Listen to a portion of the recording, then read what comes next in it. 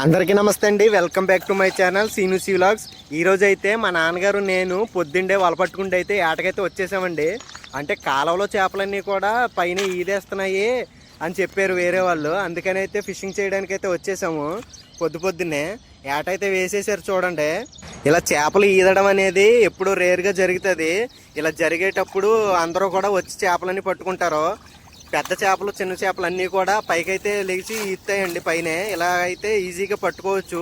వేట అయ్యగానే త్వరగా పడిపోతాయి. మనకైతే చేపలు పట్టాయి. ఇవైతే చిప్ప చేపలండి. నేనేవో చేపలు అనుకున్నా, ఇవన్నీ కూడా చిప్ప చేపలు అంటాం మేమైతే. మనకి చేపలు అనేవి 10కి పైగా పడ్డాయండి. వీటిలో అయితే మనకు సరిపడే సైజు తీసుకుని చిన్న చేపలను అయితే వదిలేస్తున్నాను కాలువలోకి తిరిగి. ఇవి బతకొచ్చు బతకపోవచ్చు. వాటర్ చేంజ్ అవ్వడం వల్ల కళ్ళు పేలిపోయి చచ్చిపోతాయి ఎక్కువగా. ఒక చోట వేయడం కదండి, చేపలు ఎక్కడ ముట్టెత్తితే అక్కడైతే మనం వెళ్ళి అయితే వేస్తూ ఉంటాము. ప్లేస్ అయితే మార్చాము. ఇక్కడ మనకంటే ముందే ఎవరైతే వేస్తున్నారో వాళ్ళ అయితే కింద చిక్కుపోయినట్టుంది. కిందకైతే దిగారు వాళ్ళైతే.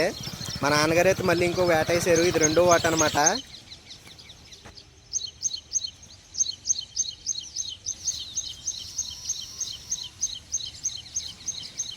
ఇక్కడైతే చేపలేం పడలేదు. మెదలటానికైతే చాలా అయితే చేపలు ఉన్నాయి కానీ పడలేదు అనమాట మనకి. ఈరోజు ఏట చేస్తున్నదంతా కూడా మా ఊర్లోనేనండి. ఇది వచ్చేసరికి మా కాలువ రేవు అనమాట. రేవు అంటే మా చిన్న వయసులో ఇక్కడ రేవునామ ఉండేదనమాట. చిన్న పడవనైతే యువతల నుంచి అవతలకి దాటిచ్చేవారు జనాన్ని. ఇప్పుడైతే అలా చేయట్లేదు. ఎవరో దాటట్లేదు అని చెప్పి తీసేశారు. చాలా కాలం అవుతుంది అది.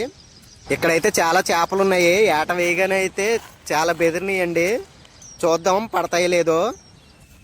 చేప పడిందో లేదో అనేది మనకు వల పట్టుకున్నప్పుడు తెలిసిపోతుందండి. ఇదైతే మూడో వాటు. ఇక్కడ కూడా చేపలేం పడలేదు. ఇంకో ప్లేస్కి అయితే వెళ్దాం.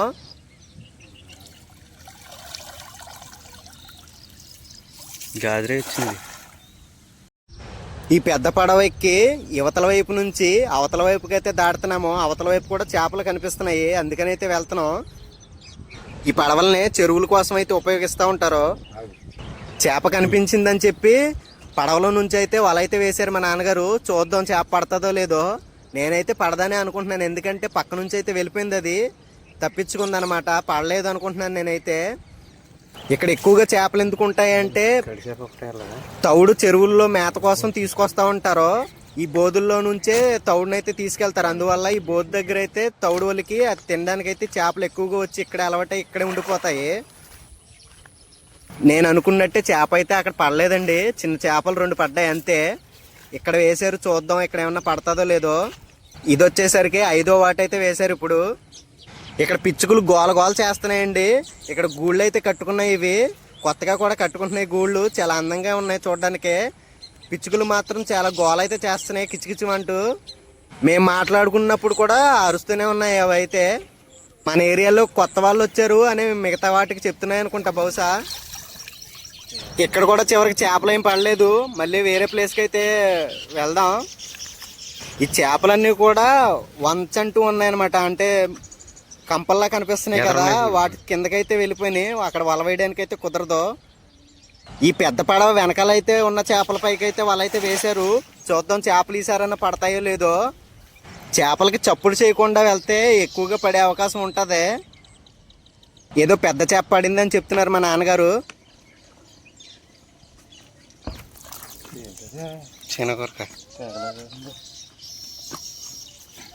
ఇక్కడైతే చేపలు అయితే పడ్డాయి మనకి. ఈ పెద్ద చేప వచ్చేసరికి తిలాపి గొరక అనమాట. 2 చిన్న కట్టి చేపలు అయితే పడ్డాయి ఇక్కడ.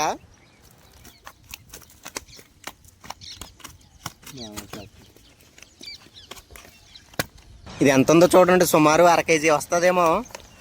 ఈ 2 కట్టి చేపలు చిన్నవి. ఆ చివరికి వెళ్ళి వేస్తున్నారు. చేపలు అయితే ఎక్కువగా మెదులుతున్నాయని చెప్పి అక్కడికైతే వెళ్ళారు.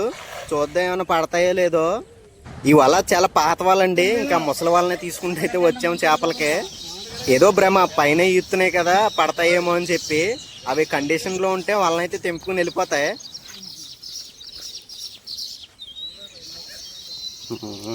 మొత్తం కాగసేలు పడ్డాక మళ్ళీ ఏ నలుగురు కూర అవుతాయేమో. ఇక్కడ చేప చూడండి ఈదుకుంటూ మా వైపే వస్తుంది. దమ్ముంటే పట్టుకోర శిఖావత్తో పట్టుకుంటే వదిలేస్తా నా ప్రాణాలు అని చెప్పుకుంటూ వస్తుంది అది. దాన్ని వేసేద్దాం ఈరోజు కూరకే. వచ్చేద్దా దాన్ని పట్టుకోవడానికి పడవెక్కి మరీ వేస్తున్నారు మా నాన్నగారు. అలా ఆల్మోస్ట్ పడిపోయింది, దానికి ఇంక సావే. దాంతోపాటు రొయ్యలు కూడా వచ్చినాయి చూడండి.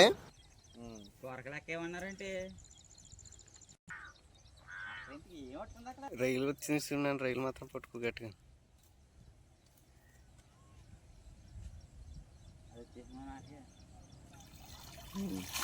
మన పెద్ద కన్నా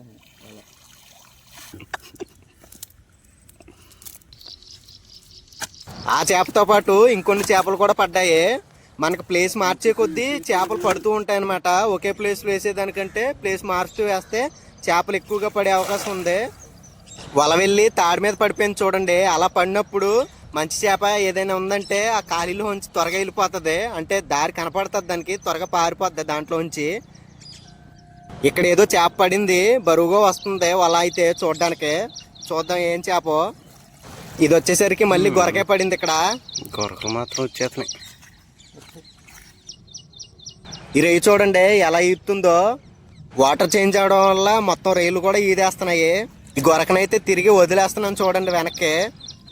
ఇది వచ్చేసరికి నల్ల జల్ల అనమాట. ఇప్పుడు వరకు తెల్ల జల్లలు చూపించాను కదా మీకు. ఇదే నల్ల జల్ల అంటే టేస్ట్ సూపర్గా ఉంటుంది. దీనికి 3 ముళ్ళులు ఉంటాయి. ఈ చేప చూడండి చాలా తప్పడుగా ఉంది, రూపాయి బిళ్ళ మందంలో ఉంది. ఈదుకుంటూ ఒడ్డుకైతే వచ్చేస్తుంది. మొత్తం అన్ని చేపలు అయితే ఈదేస్తున్నాయి కాలువలో. ఇక్కడ చూడండి చచ్చిపోయే చేపలన్నీ కూడా ఇక్కడైతే వేశారు. ఈ చెరువులో చేపలన్నీ కూడా చచ్చిపోయినాయి అంట. అవన్నీ ఇక్కడ వేసేసారు. మొత్తం కుళ్ళిపోయి పురుగులు అయితే పట్టేసినాయి. బాగా ఫుల్గా పురుగులు పట్టేసి కంపుగా ఉంది. ఓకే ఫ్రెండ్స్, ఈ వీడియో మీకు నచ్చితే కనుక ఖచ్చితంగా మన ఛానల్కి సబ్స్క్రైబ్ చేసుకోండి. ఈ వీడియోకి ఒక లైక్ చేయడం మాత్రం మర్చిపోమాకండి. వేట అయితే అయిపోయింది, ఇంటికైతే వెళ్ళిపోతున్నాం ఇంకా.